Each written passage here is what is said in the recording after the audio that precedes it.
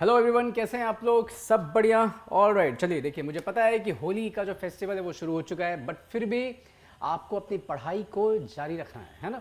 ऐसा नहीं होना चाहिए कि होली के चक्कर में आप पूरे पूरे जो अपने शेड्यूल्स हैं, जो रूटीन है, आप उसको ख़राब कर दें। देखिए, समझदार बनिए। समझदारी क्या है? ठीक है, इट्स गुड, आप सेलिब्रेट भी करें, उसके लिए कोई मनाही नहीं है, बट इतना ना कर लें कि आपका जो शेड्यूल है वही ख़राब हो जाए। थोड़ा सेलिब्रेट करो और पढ़ाई पे भी ध्यान दो। तो ये जो आपके लिए जो चैप्टर्स जो एनसीईआरटी के आ रहे हैं, अब आज से बहुत ही मैच्योर्ड है ना चैप्टर्स आपके सामने आपको देखने को मिलने वाले हैं।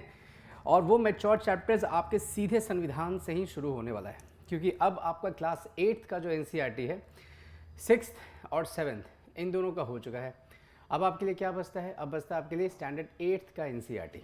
तो 8th का देखिए जो एनसीईआरटी है, उसमें जो पहला देखिए जो चैप्टर है वो होने वाला है आपका इंडियन कॉन्स्टिट्यूशन। इंडियन कॉन्स्टिट्यूशन, और ये है आपका चैप्टर नंबर 1, क्लास 8th। तो क्लास 8th का chapter 1, that is your Indian constitution. देखिए, एनसीईआरटी बहुत ही शानदार ढंग से इस चैप्टर को देखिए डील कर रहा है। और आपको देखिए ये जानना होगा इसमें, why does a country need a constitution? एक देश को संविधान की ज़रूरत आखिर पड़ती क्यों है सर? क्यों चाहिए? क्यों संविधान आपको चाहिए? अगर मैं आपसे पूछता हूँ कि why do you need a constitution, आपका बस एक ही जवाब होना चाहिए। मतलब अगर आप लोग सपोज कुछ नहीं उतना ज़्यादा अगर डिटेल में पढ़ रखे हैं, आप बोलोगे sir equality, sir freedom, sir ji religious freedom. तो if you are talking about equality, है ना, फ्रीडम, रिलीजियस फ्रीडम, मतलब क्या हो गया इसका? मतलब यही हो गया कि आप बातें कर रहे हैं बराबरी होने का, या you are talking about giving equality in the society. So generally अगर आप देखेंगे तो एक कंट्री के संविधान का यही बेसिक एम होता है कि भैया हमें इक्वालिटी प्रोवाइड कर देना है। लेकिन यहाँ देखिए एनसीईआरटी देखिए आपसे क्या बोल रहा है, इंडिया में सबसे पहली बार कॉन्स्टिट्यूशन बनाने के लिए जो असेंबली, मैंने बता भी रखा है आप लोगों को, कॉन्स्टिट्यूएंट असेंबली देखिए बनाया गया था। क्यों बनाया गया था? कॉन्स्टिट्यूएंट असेंबली का मेन मकसद था कि संविधान बनाना है, कॉन्स्टिट्यूशन को बनाना है। तो कॉन्स्टिट्यूशन को बनाने के लिए भाई एक कोई बॉडी होनी चाहिए थी, है ना।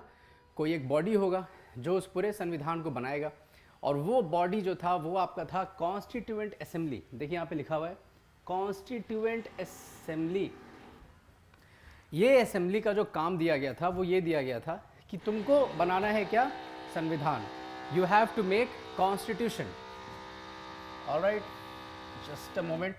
हाँ, आपको बनाना है कॉन्स्टिट्यूशन। और सबसे पहली बार 1934 में इंडियन नेशनल कांग्रेस ने इस बात को रखा ब्रिटिशर्स के सामने, क्योंकि 1947 तक तो हम लोग क्या थे? We were the colony of Britishers. तो सबसे पहली बार इस बात को रखा गया कि देखिए सर, हमारा एक कॉन्स्टिट्यूएंट असेंबली होना चाहिए। क्या होना चाहिए? कॉन्स्टिट्यूएंट असेंबली होना चाहिए सर। क्यों ऐसा कहा गया? क्योंकि अगर बॉडी ही कोई नहीं होगी तो संविधान कौन बनाएगा? और सबसे पहली बार कब रखा गया? 1934 में। और 1946 में, देख रहे हैं, 12 साल के बाद 1946 में इस असेंबली को बनाया गया, है ना। और इस असेंबली को बनाए जाने के बाद इसने 1949 में इस असेंबली ने, देखिए इसे बनाया कब गया? 1946। और इसने संविधान बना करके कब रेडी कर दिया? 1949। ठीक है जी, कोई दिक्कत की बात होनी भी नहीं चाहिए। देखिए बहुत कुछ लिखा हुआ है यहाँ पे, जो मैंने बोला उसी चीज़ को यहाँ पे लिख दिया गया है। एक्चुअली मैंने बस इसी बात को समराइज़ कर दिया है कि बे ये रहा आपका कॉन्स्टिट्यूएंट असेंबली। और ये असेंबली बनाया गया था कब? 1946। और 1949 में इसने संविधान को बना करके रख दिया। ठीक है जी, चलिए आगे देखते हैं आगे क्या बता रहा है एनसीईआरटी। देखिए, अगर किसी देश का संविधान, अगर उसको आप ध्यान से देखते हैं ना, किसी कॉन्स्टिट्यूशन को अगर आप बहुत ध्यान से देखते हैं तो आपको ये पता लगेगा कि सर उस देश का सोसाइटी जो है ना, the society of that particular country, what is the nature of the society of that particular country? जिस देश की आप बात कर रहे हैं, जिस देश की आप बात कर रहे हैं, उस देश का सोसाइटी कैसा है, ये सोसाइटी कैसा है, ये आपको कैसे पता लगेगा? ये पता लगेगा वहाँ का संविधान को स्टडी करके। अगर आप सपोज बातें करते हैं कि यहाँ पे अनटचेबिलिटी, जैसे इंडियन कॉन्स्टिट्यूशन में आर्टिकल 17 कहता है ना, untouchability should not be practised, छुआछूत प्रैक्टिस नहीं करना है। तो यानी कि आप कह सकते हैं कि हाँ जी सर बिल्कुल सही बात है, भारत में शायद अनटचेबिलिटी नाम का चीज़ होगा, तभी तो आप कह रहे हैं, तभी तो आप कह रहे हैं ना कि sir this should not be practised, और ये article 17 of the Indian constitution में लिखा गया है। तो यानी कि आप थोड़ा थोड़ा सोसाइटी के बारे में भी आप जान सकते हैं, उसके फंडामेंटल नेचर को आप पता लगा सकते हैं। और देखिए कितना ये ब्यूटीफुल लाइन है, इस लाइन को आप कंक्लूजन में या इंट्रोडक्शन में भी यूज़ कर सकते हैं आप, है ना। और अब तो खैर देखिए जो लेवल हो चुका है बीपीएससी का, थोड़ा थोड़ा यूपीएससी टिंचर गए, तो हो सकता है कि शायद वो ये भी बोले कि बताइए इनमें से वो कौन सा फीचर है जो हमें पता लगता है when we talk about constitution. अगर आप किसी देश के संविधान को पढ़ते हैं आपको किन किन बातों का पता लग सकता है, ठीक है। चलिए आगे बढ़ते हैं, आगे देखिए क्या आप समझा रहा है ये। नेपाल का देखिए यहाँ पे एग्जाम्पल दिया गया कि वहाँ पे मोनार्की था 2002 तक, है ना। फिर उसके बाद वहाँ पे ख़त्म हुआ 2006 से, फिर वहाँ पे चीज़ें बदली। उतना इंपॉर्टेंट आप लोग के लिए नहीं है, वैसे इन सारे टॉपिक्स को मैं डील करूँगा जब मैं डिस्कस करूँगा आपसे इंटरनेशनल रिलेशंस, ठीक है। यहाँ देखो तुम्हें सीखने वाली बात ये है मोनार्की, ये है मोनार्की। देखिए लिखा बहुत कुछ है, आप बस समझ के चले कॉन्सेप्ट को पहले, ठीक है।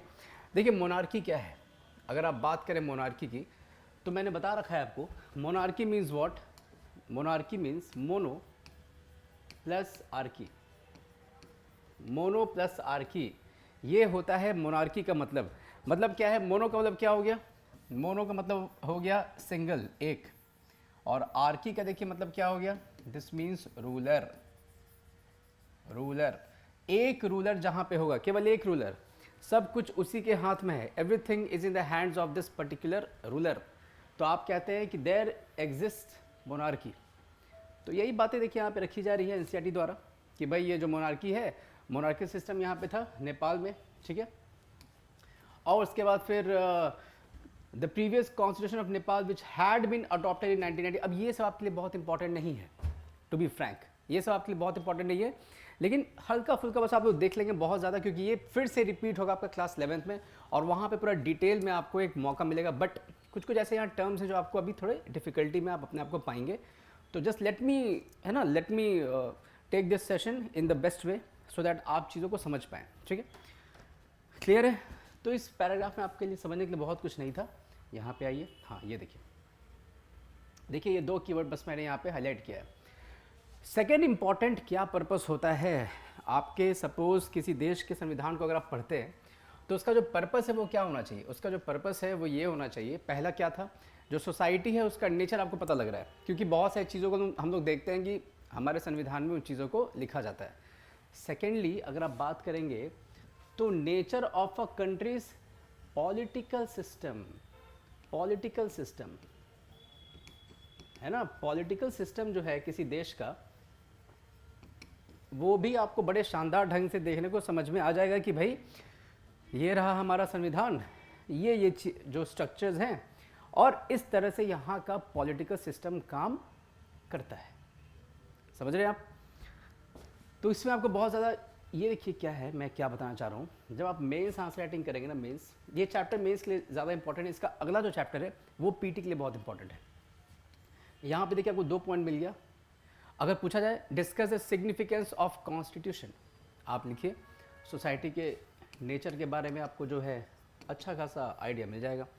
दूसरा आप ये लिखिए पॉलिटिकल सिस्टम, पॉलिटिकल सिस्टम जो है वो आपका बहुत ढंग से आपको पता लग सकता है। सर इसमें कोई दिक्कत की बात नहीं आनी चाहिए, ठीक है। चलिए आगे देखिए, वही से देखिए यहाँ बात लिखा गया है कि पॉलिटिकल सिस्टम मतलब क्या हो गया, मोनार्की है ना, डायआर्की है, डेमोक्रेटिक है, क्या है सिस्टम आखिर, उसके बारे में आपको यहाँ से आराम से जानकारी मिल जाएगी, आपको कोई दिक्कत की बात नहीं आने वाली है अगर आप उस देश का संविधान पढ़ लेते हैं तो।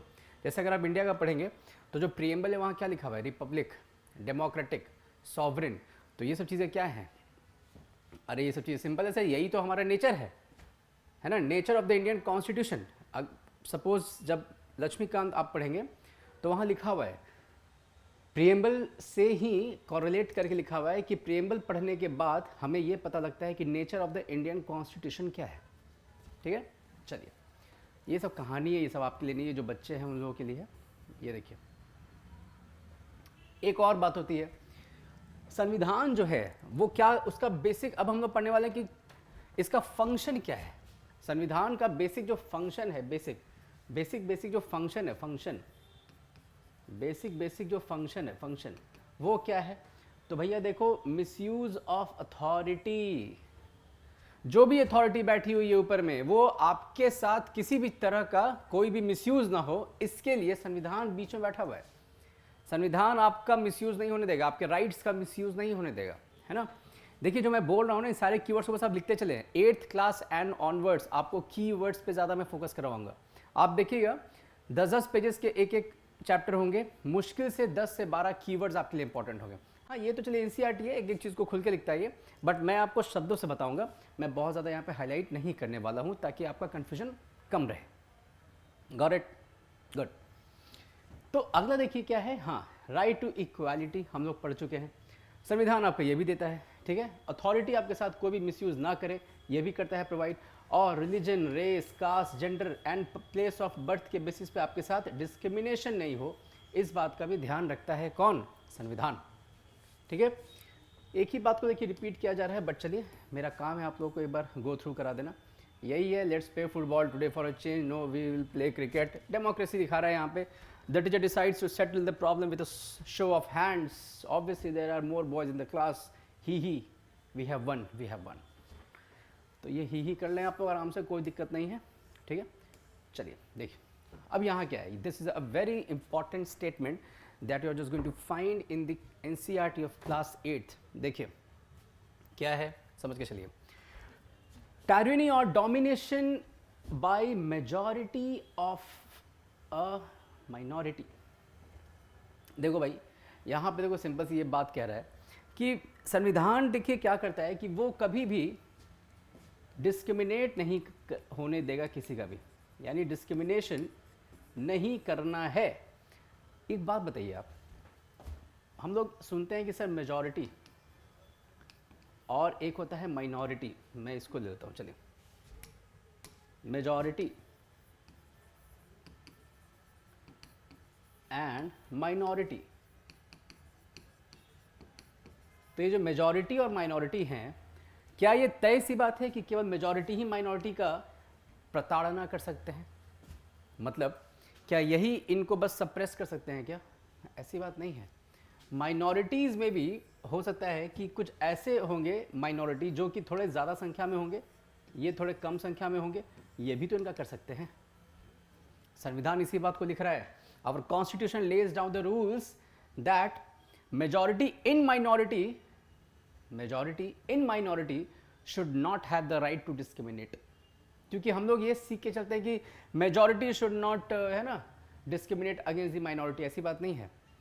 अगर मैंने ये कह दिया कि minorities के within, यानी अगर minorities के अंदर में जो majority में है वो भी किसी दूसरे minority का राइट्स वॉयलेट नहीं कर सकते हैं, डिस्क्रिमिनेट नहीं कर सकते। मतलब क्या हो गया इसका, बड़ा ही सिंपल सा मतलब है, कोई किसी के साथ नहीं करेगा डिस्क्रिमिनेट। देखिए एनसीईआरटी का ब्यूटी यही है, बोलना कुछ था बोल कुछ रहा है वो, देख रहे हैं, majority of a minority, tyranny और domination by the majority of a minority. Simple सी बात है, ठीक है। अब एक बात देखिए और है यहाँ पे, मेजॉरिटी माइनॉरिटी, यानी ये इनको तो नहीं करेगा, लेकिन एक बात याद रखिएगा, हमारा संविधान ये भी कहता है कि माइनॉरिटीज़ में भी सपोज अगर 3 माइनॉरिटीज़ हैं और ये अगर मेजॉरिटी में है और ये दोनों मान लीजिए इनसे संख्या में कम है, तो इसका मतलब ये नहीं हो गया कि बस मेजॉरिटी और माइनॉरिटी की बात हो रही है। माइनॉरिटी में भी जो ज़्यादा संख्या में है वो इन दोनों का डिस्क्रिमिनेशन नहीं कर सकते हैं, they are not going to do that, right. चलिए क्लियर हो गया। पढ़ते ऐसे हैं एनसीईआरटी को, बहुत लोग क्या करेंगे, बहुत जगह मैंने देखा है लाइन टू लाइन। अरे लाइन टू लाइन एनसीईआरटी पढ़ने की चीज़ ही नहीं है, कीवर्ड्स पकड़ लीजिए। वो देखिए जनरली एनसीईआरटी क्या करता है ना, एक पैराग्राफ में एक कीवर्ड ही इंपॉर्टेंट रहेगा एनसीईआरटी, मैक्स टू मैक्स 2 से 3 कीवर्ड, मैक्स टू मैक्स। उनको आप आराम से पेरिफेरल सिस्टम बना करके समझें, पढ़ें और आगे बढ़ते चले। स्मार्ट स्टडीज़ करना है, लेबर की तरह नहीं पढ़ना है। ये सब वही सारी बातें देखिए लिखी गई हैं, कहानी है, पढ़ लीजिए, पंचतंत्र की कहानी है, वेरी गुड। बेसिक स्ट्रक्चर देखिए एक आएगा हमारा केस आएगा, Kesavananda Bharati case, Kesavananda Bharati case of 1973 versus state of Kerala. चलिए इतना इंपॉर्टेंट नहीं है आपके लिए, थोड़ा सा हाई लेवल हो गया, बट इतना जानिए आप। बेसिक स्ट्रक्चर क्या है संविधान का? देखिए अपना एक मूल ढांचा होगा ना, एक बेसिक स्ट्रक्चर होगा, हमारे कॉन्स्टिट्यूशन का एक बेसिक स्ट्रक्चर होगा। कैसे भाई? जो हमारा कॉन्स्टिट्यूशन 1949, मैंने बताया था 1949 26 नवंबर 1949 को बन करके तैयार हो गया था। जो इस समय इसके स्ट्रक्चर होंगे, देखिए स्ट्रक्चर का क्या मतलब हो गया? स्ट्रक्चर का देखिए मतलब ये हो गया कि संविधान का अपना एक डिज़ाइन होगा कि भैया ये सॉवरेन होगा, रिपब्लिक होगा, ये होगा, वो होगा, ऐसा होगा, वैसा होगा। भाई उस हिसाब से अगर आप देखिएगा तो जो स्ट्रक्चर यहाँ पे था इसका 1949 में इसका जो स्ट्रक्चर था, वही स्ट्रक्चर आज भी मेंटेन रहना चाहिए। मतलब मान के चलिए कि हमारा देश रिपब्लिक है ना, रिपब्लिक है, it is republic in nature. अब आप कह रहे हैं कि सर रिपब्लिक है, according to the preamble of India it is republic, I agree, I do agree. अब आप कुछ चेंज ले आए संविधान में, 2024 में मान लीजिए कुछ चेंज आ गया, जिससे हम लोग क्या कहते हैं, चेंज को क्या कहते हैं? अमेंडमेंट कहते हैं,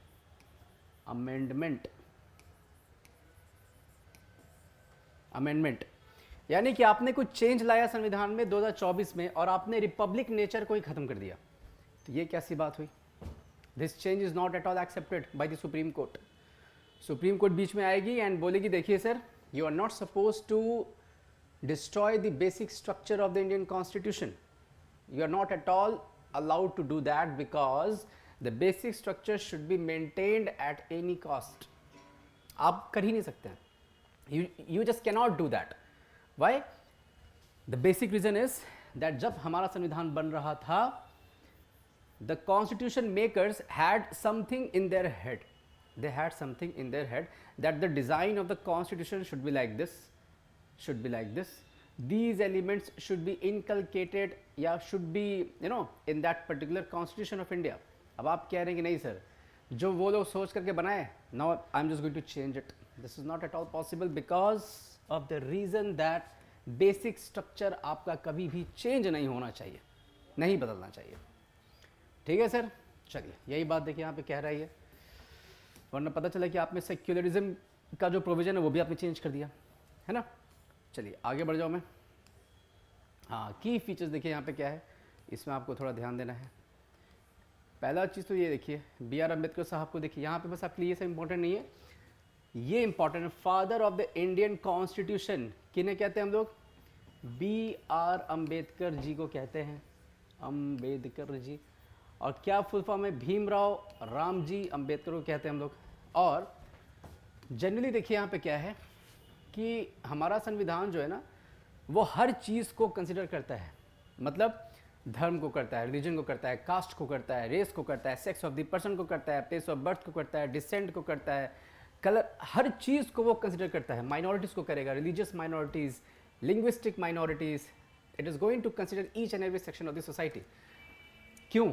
क्योंकि देखिए हमारा पार्टीशन जब हो रहा था तो उसमें बहुत तरह तरह की जनसंख्या इधर से उधर हुई थी, टर्मोइल बहुत मचा हुआ था। संविधान भी हमारा यही, आई थिंक उसे पता था, our constitution actually it had a view that there might be a case when diversity of the Indian nation will be up to the max, कि बहुत ज़्यादा डाइवर्सिटी शायद हमें देखने को मिल जाए, and that was the reason why, that was the basic reason why हमारा constitution बहुत होलिस्टिक है, बहुत है ना, भरा भरा पूरा, it is covering each and every dimension of the society. इसी बारे में यहाँ पे पूरा चर्चा किया गया है, पढ़ लेंगे आप लोग, कुछ नहीं जो मैंने बताया, बस उसको अगर आप लिख भी लेते हैं तो आपका काम हो जाएगा। अब ये देखो क्या क्या फीचर है हमारे संविधान का, हमारे कॉन्स्टिट्यूशन का क्या फीचर है। फेडरलिज्म मैंने बताया था क्या होता है ये मतलब होता है सेंटर स्टेट लोकल। आपको याद होगा हम लोग 6th स्टैंडर्ड में पंचायती राज पढ़े थे, है ना। स्टेट पे हम लोग क्या पढ़े, विधानसभा, और सेंट्रल लेवल पे हम लोग क्या पढ़ने वाले हैं, पार्लियामेंट।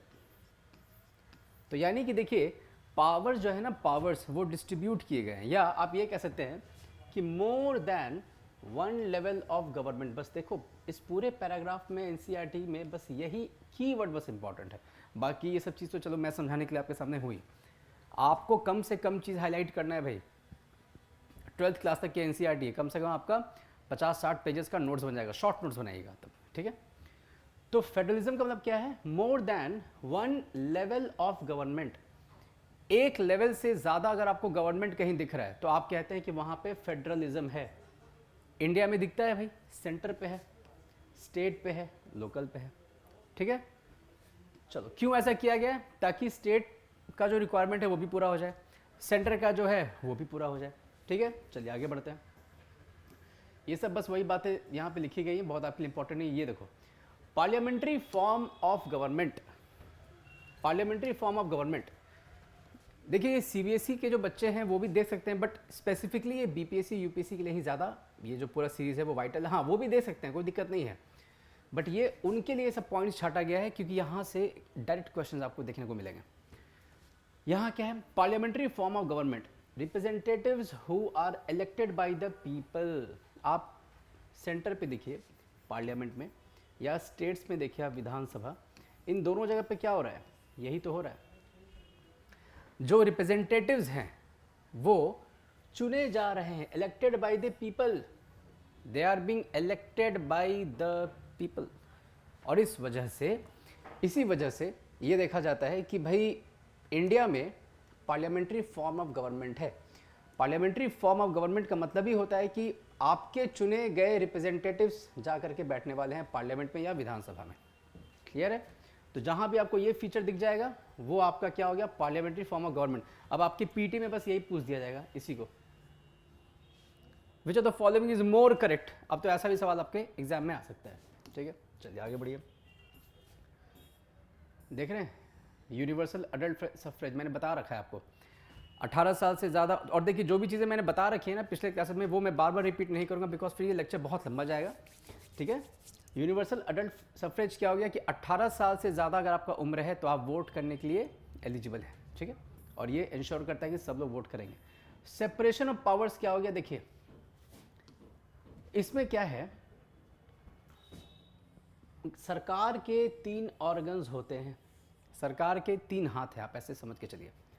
क्या है, लेजिस्लेचर यानी जो कानून बनाती है इसे पार्लियामेंट, एग्जीक्यूटिव यानी राष्ट्रपति, और जुडिशरी यानी सुप्रीम कोर्ट, हाई कोर्ट, ठीक है।